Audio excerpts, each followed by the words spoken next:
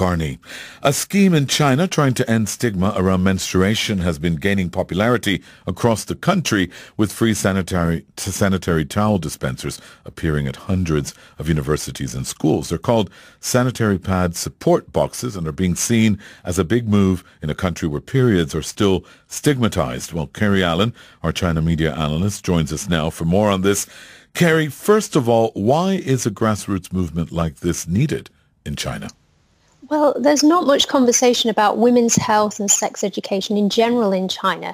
There's a real kind of divide about whether parents should talk to their children about it or whether that should be the responsibility of teachers.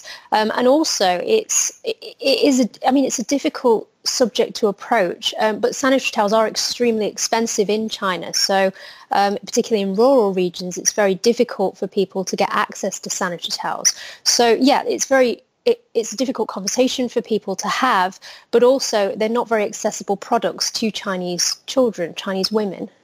And these are being installed in education facilities, but actually women in rural areas are affected by this issue, perhaps more so?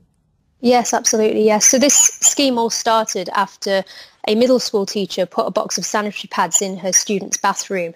And this went viral on Sina Weibo, which is China's version of Twitter or Facebook. And what it started is a campaign called Stand By Her.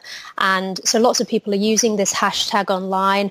And this is gaining momentum in cities, in universities, but also it's reaching people in rural regions. So now people who can afford to buy sanitary towels, they're starting to introduce these not only on university campuses, but also into schools so that people can get access to them. And Kerry, changing course, if you will, to our top story, where we've been hearing that both Russia and China have both said they'll wait for the official results before recognizing a winner in the U.S. presidential election. What can you tell us about Chinese media coverage of this story?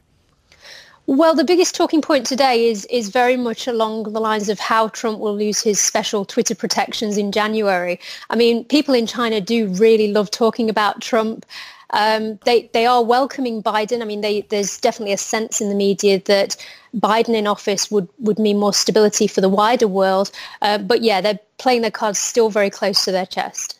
So no, they're going to wait and see, basically. Yeah, but state media have been making little signals that they're quite amused that Trump is no longer going to be president. What kind of signals? On Twitter, People's Daily wrote, haha. Wow, that's quite a signal. Yes, it was quite a indeed. signal. Kerry Allen, thank you very much.